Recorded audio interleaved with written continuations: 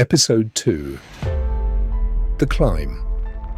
When you lose everything, you find out what you actually know, not what's written on your resume, not what's in your bank account, what you actually know, in your hands, in your mind.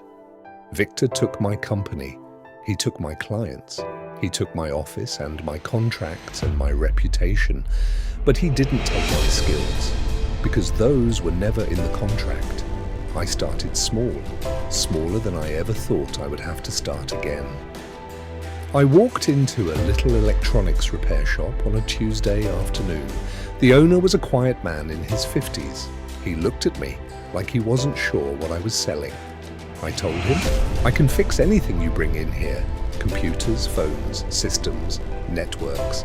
Give me a corner and I will work for half your normal rate until I prove it to you." He looked at me for a long moment. "You're serious?" he asked. "I haven't eaten a hot meal in 3 days." "Yes, I'm serious." He nodded slowly. "Fine. Monday." That was enough.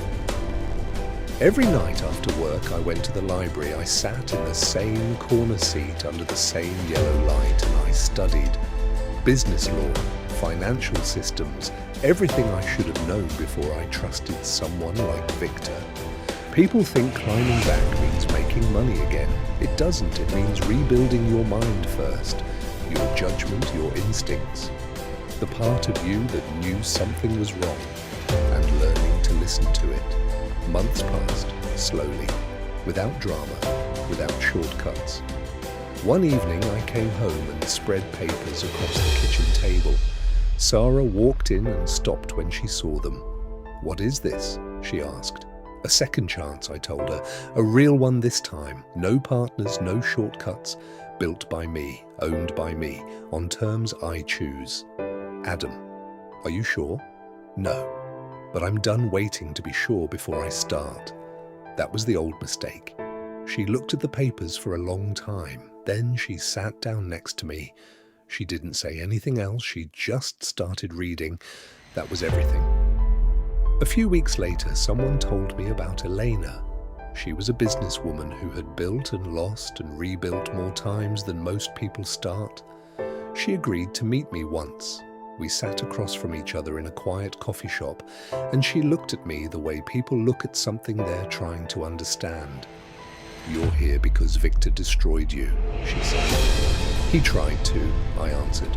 "No, he succeeded. The question is what you do now. That's why I came to you." She shook her head slowly. "I don't give money, Adam. I give something harder to find." "What?" "Clarity." She leaned forward. "Now tell me, what do you actually want? I want to rebuild, but I want to do it right this time." "Then stop thinking about Victor completely. The moment you build to prove something to him, he wins again. Build for yourself, build for Sarah.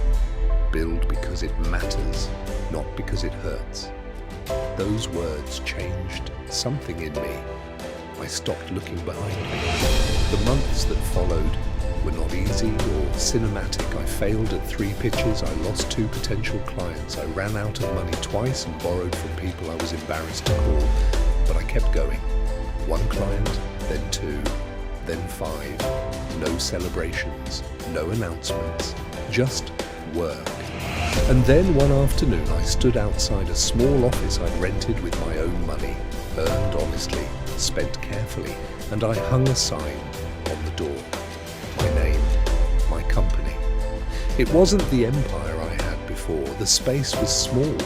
The team was tiny. The desks were second-hand. But every single piece of it was mine. And for the first time in over a year, I exhaled.